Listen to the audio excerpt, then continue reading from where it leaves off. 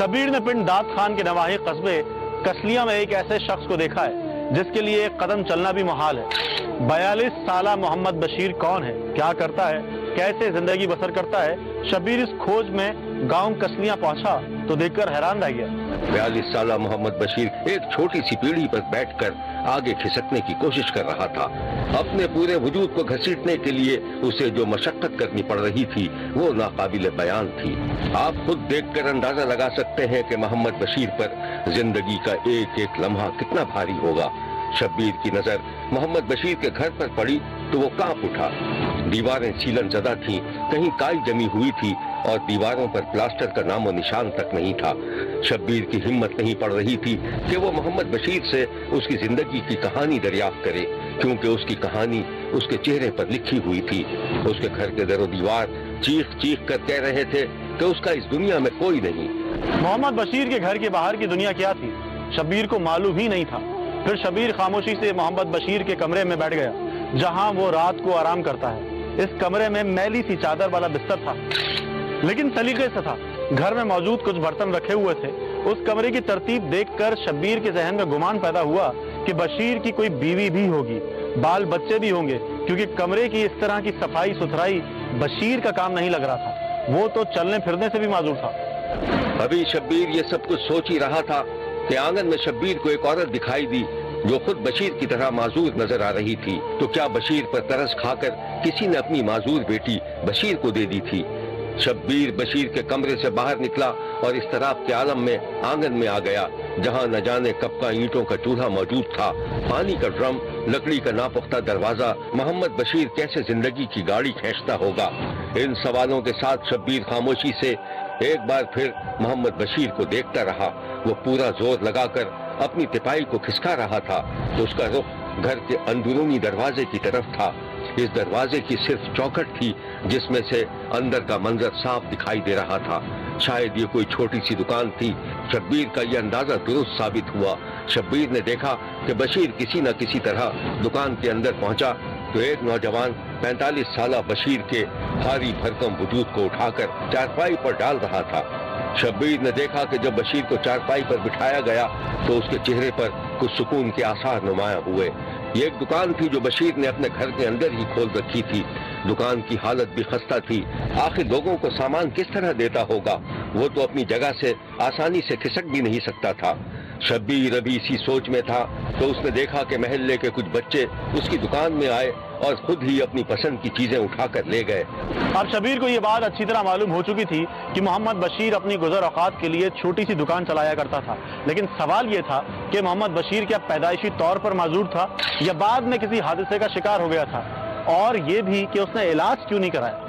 कुछ ही देर में बशीर के एक पड़ोसी से वहीं दुकान में शब्बीर की मुलाकात हुई तो शब्बीर को पड़ोसी ने बताया 17 बरस की ऐन जवानी के आलम में उसे ऐसी बीमारी लाहक हुई जिससे बशीर माजूर हो गया। अपने पराए सब अजनबी हो गए और बशीर अपनी तकदीर से लड़ता रहा। ये है वो पड़ोसी।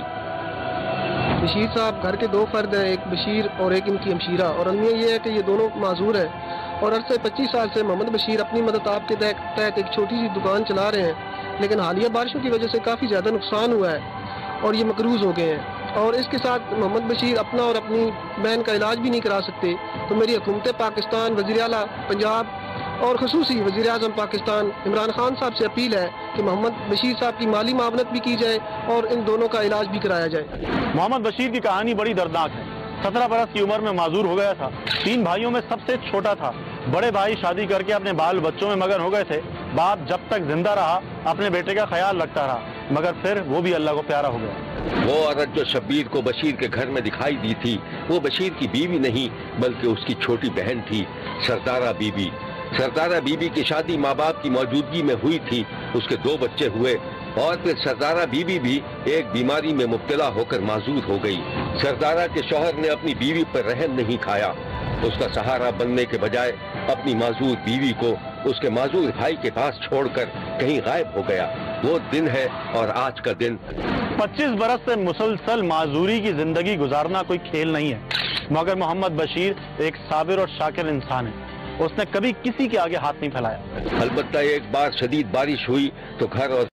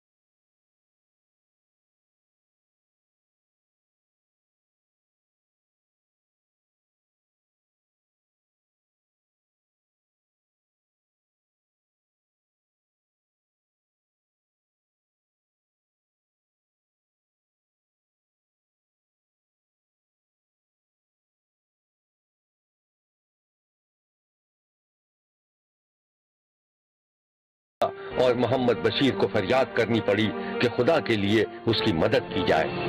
ہم گھر کے 2 فرد ہیں اور دونوں معذور ہیں، اور عرصہ 25 سال سے ایک چھوٹی سی دکان بنا کر اسی سے گزر بسر کر رہے ہیں، اور حالیہ بارشوں کی وجہ سے ہماری دکان میں بھی کافی نقصان ہوا ہے اور گھر میں بھی کافی نقصان ہوا ہے، جس وجہ سے ہم مقروض ہو گئے ہیں، اور وزیر اعلیٰ پنجاب اور حکومت پاکستان سے اپیل کرتے ہیں کہ وہ ہمارا علاج بھی کرائیں اور ہماری مالی مدد بھی کریں، جس سے ہم عام انسانوں کی طرح زندگی بسر کر سکیں۔ شبیر نے مخیر حضرات، امدادی اداروں اور حکومت سے اپیل کی ہے کہ کرونا زدہ اس ماحول میں محمد بشیر کی سنی جائے، اس کی مدد کی جائے، اسے خوراک کی فراہمی یقینی بنائی جائے، اس کا قرض چکایا جائے، تاکہ پاکستان کا یہ محنت کش غریب انسان عزت کی زندگی بسر کر سکے۔